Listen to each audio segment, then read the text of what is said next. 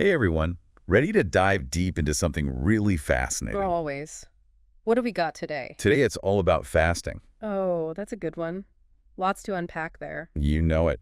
We'll be looking into its history, the science, the benefits, you name it. Sounds like a plan. Where are we getting all this info from? Our main source is this awesome podcast called Fasting Podcast.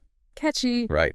It's full of insights into the different types of fasting, the history, all the amazing benefits, and even tips for doing it safely. So are we basically trying to give our listeners the ultimate fasting guide? You got it. Yeah. Everything they need to know to figure out if fasting is something they want to try. Love it. Let's dive in. All right, let's kick things off with a bit of a history lesson. Did you know that fasting has been around for centuries? Oh, yeah, it goes way back. Ancient civilizations used it for all sorts of reasons. Like what? Well, for one, survival. When food was scarce, fasting was a way to make those limited supplies last longer. Makes sense. But it wasn't just about survival. Fasting was also a big part of spiritual practices in many cultures. Oh, yeah. I remember reading about ancient rituals where people would fast to purify themselves or connect with the divine. Exactly. And it's fascinating how that spiritual aspect of fasting is still present in many religions today. It's true. Think about it. Hinduism, Buddhism, Islam, Christianity, even Judaism, they all incorporate fasting into their traditions in some way. Yeah, it's pretty remarkable how something so ancient is still so relevant today. And it's not just a religious or spiritual thing anymore either. Totally. Fasting is having a major moment in the health and wellness world. Everyone's talking about it. Right. It's gone mainstream. But honestly, it's not just a fad. The science backs up a lot of those ancient beliefs about the benefits of fasting. Okay, so let's get into that science. What actually happens inside our bodies when we fast? Well, in simple terms, when you stop eating, your body starts using up its stored energy. Okay, so that's where those initial hunger pangs come from. Our body's saying, hey, I need fuel. That's exactly it. Your body first burns through its readily available sugar, which is stored as glycogen. Makes sense. But what happens when those sugar reserves run out? That's what I'm really curious about. That's when things get really interesting. Once the glycogen is depleted, your body shifts gears and starts burning stored fat for fuel. Ah, so that's the secret behind fasting's weight loss magic. It's a big part of it, for sure, but honestly, that's just the tip of the iceberg when it comes to the benefits of fasting. I knew there had to be more to it. What else happens? Okay, get this. Fasting also triggers something called autophagy. Autophagy. Sounds intense. What's that? Imagine your cells having tiny little recycling bins. Autophagy is like a deep clean for your cells. It gets rid of all the damaged parts and makes everything work more efficiently. Wow. It's like hitting the reset button on our cells, giving them a chance to renew themselves. Exactly. Think of it like a cellular tune-up. I love that analogy. Okay, so we've got weight loss and this cellular deep clean, but I have a feeling there's even more to it than that. What other benefits can we expect from fasting? Oh yeah, there's a whole lot more. Fasting can help you break free from those constant cravings and those willpower battles we all struggle with. So it's not just about deprivation, it's about resetting our relationship with food. You got it. It's about working with your body's natural rhythms. So it's not just what we eat, but also when we eat that makes a difference. That's exactly right. And here's another exciting one. Fasting can make your body more sensitive to insulin. Okay, and why is that important? Insulin is what helps your body regulate blood sugar levels. So better insulin sensitivity means better blood sugar control.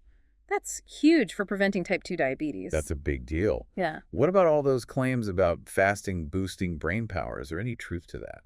Well, the research is pretty promising. Fasting can actually increase levels of BDNF, which is a protein that's basically like fertilizer for your brain cells. So it helps our brains grow and stay sharp. Exactly. Think sharper focus, better memory, maybe even protection against cognitive decline. Wow. It seems like the potential benefits of fasting are endless.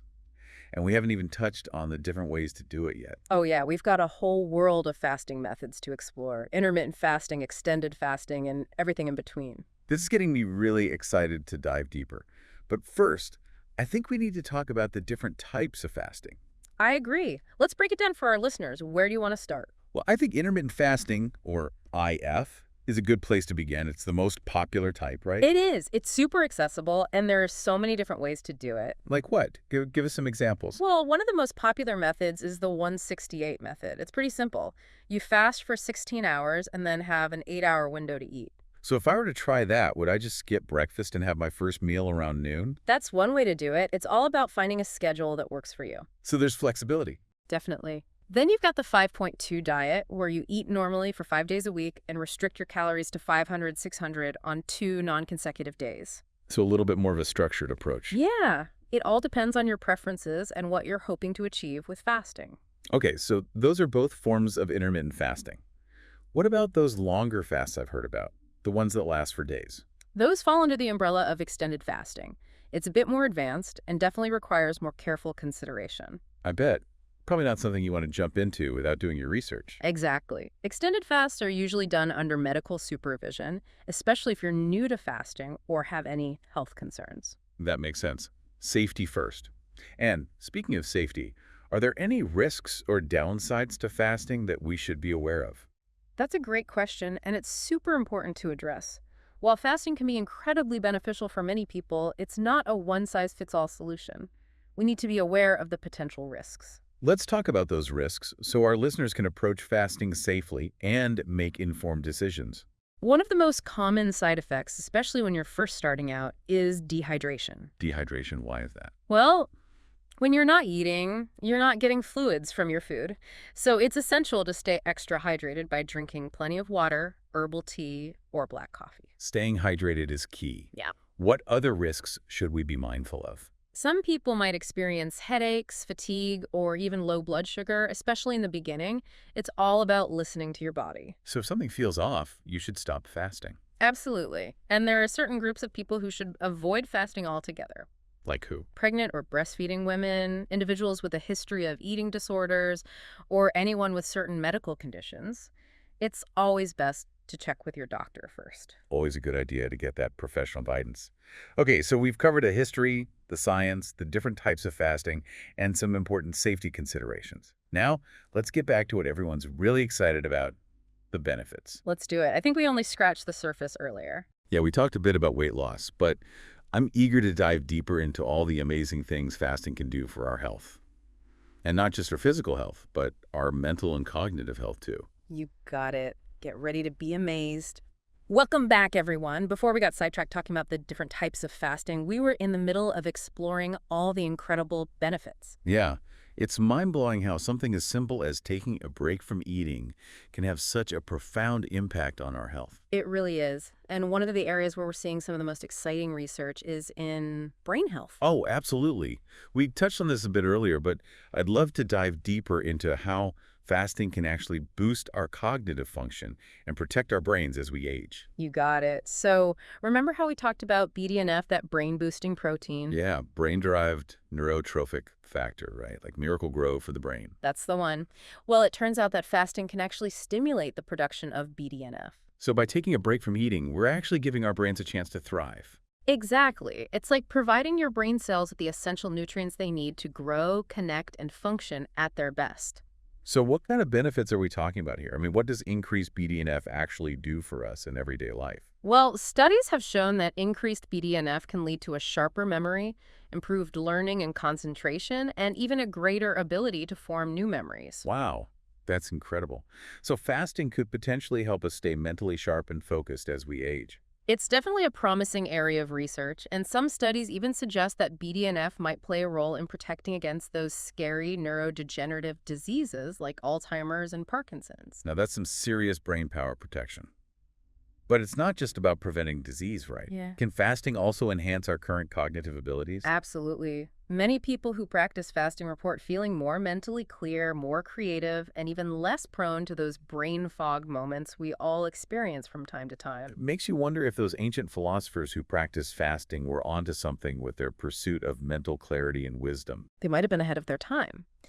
And speaking of ancient practices, let's not forget about the incredible impact fasting can have on another crucial part of our body, our gut. Ah, yes. The gut microbiome.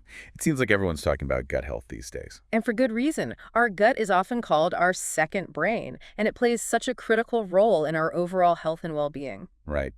So how does fasting impact this complex ecosystem within us? Think of fasting as a reset button for your gut.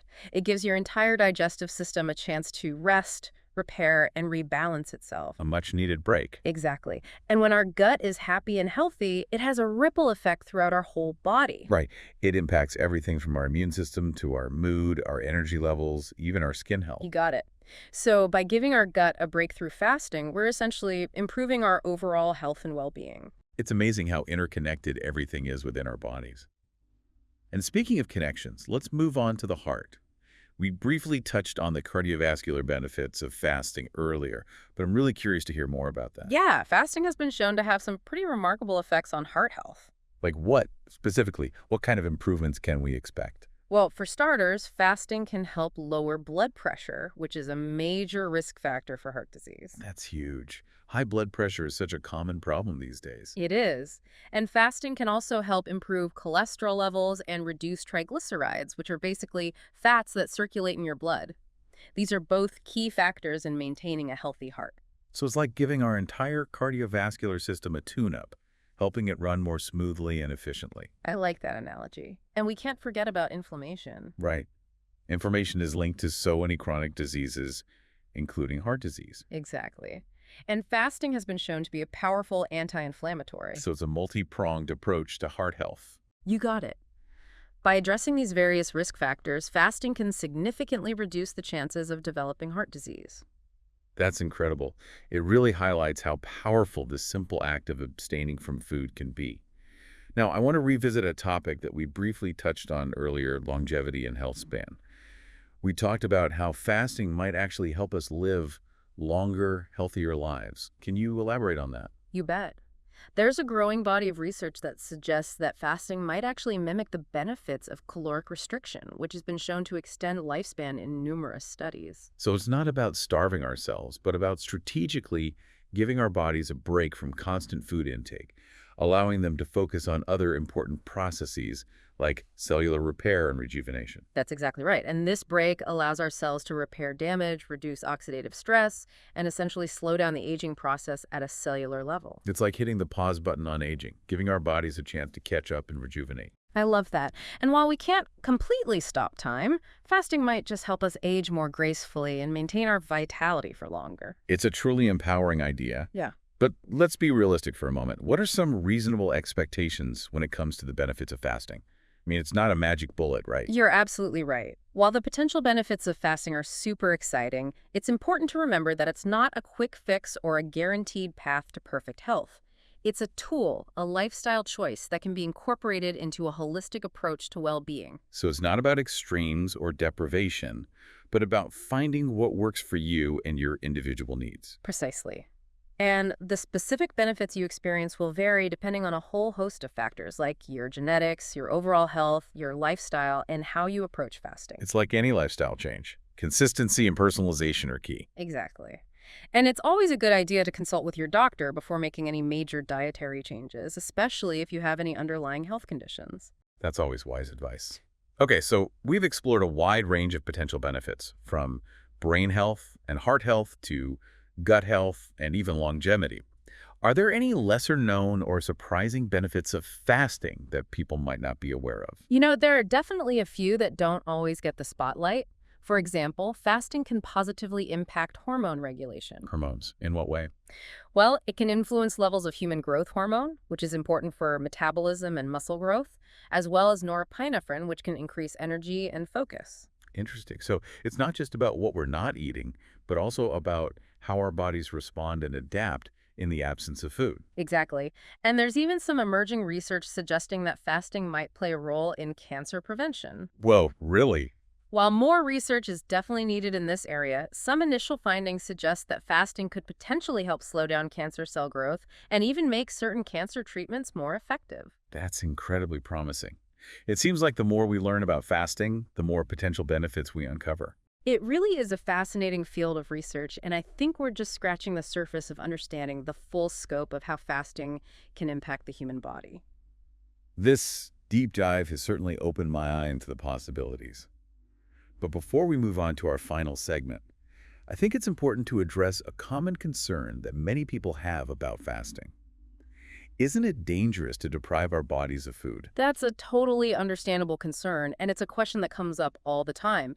But it's important to clarify that fasting, when done safely and correctly, is not about deprivation. Right. It's not about starving ourselves. Exactly. It's about strategically giving our digestive systems a break so that our bodies can focus on other important processes like cellular repair, detoxification, and even, as we've been discussing, boosting brain function and protecting our hearts. It's like giving our digestive system a much-needed vacation. I love that analogy. And our bodies are incredibly resilient and adaptable. They've evolved over millennia to handle periods of both feast and famine.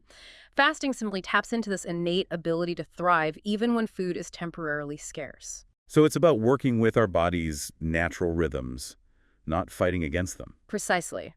And the keys to safe and effective fasting are to listen to your body, stay hydrated, and choose a fasting method that aligns with your individual needs and goals. Great advice. I think we've covered a lot of ground in this segment, and I'm feeling super inspired to explore fasting even further. Me too.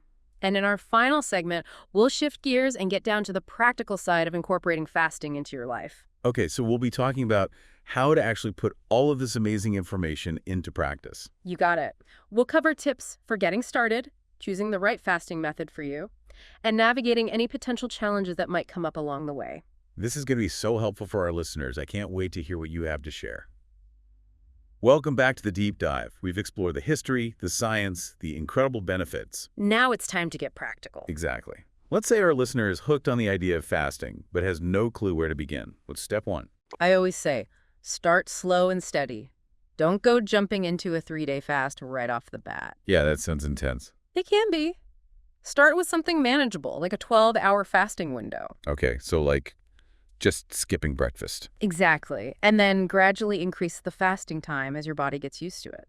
Makes sense. So it's kind of like training for a marathon. You wouldn't try to run 26 miles on your first try. Perfect analogy. Yeah. But even before you pick a fasting window, you got to figure out what kind of fasting you want to try. Right. So, like we talked about before, you could just push back your breakfast a few hours and voila, you're doing 168. Exactly. And if you're loving that, you could even explore other IF methods like the 5.2 diet. Remember that one? Yeah, you eat normally for 5 days and then restrict calories on 2 non-consecutive days. Right. So you get that regular break from food without having to fast every single day. Nice. So there's a lot of room for customization with IF. But what about those folks who are intrigued by the more intense benefits of extended fasting? Okay, so extended fasts, those are the ones that last for 24 hours or more. Yeah, like a full day or even multiple days of fasting. Exactly. And those require a bit more planning, more preparation, and honestly, I wouldn't recommend doing them without medical supervision. Yeah, that sounds pretty serious. It can be, especially if you're new to fasting or if you have any underlying health conditions. It's really important to check in with your doctor first. Absolutely. Safety first. Yeah.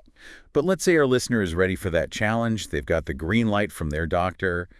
Any tips for making those extended fasts a success? For sure. First and foremost, preparation is key.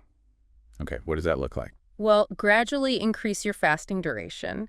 You don't want to jump from 16 hours to 3 days overnight. Baby steps, right? Exactly.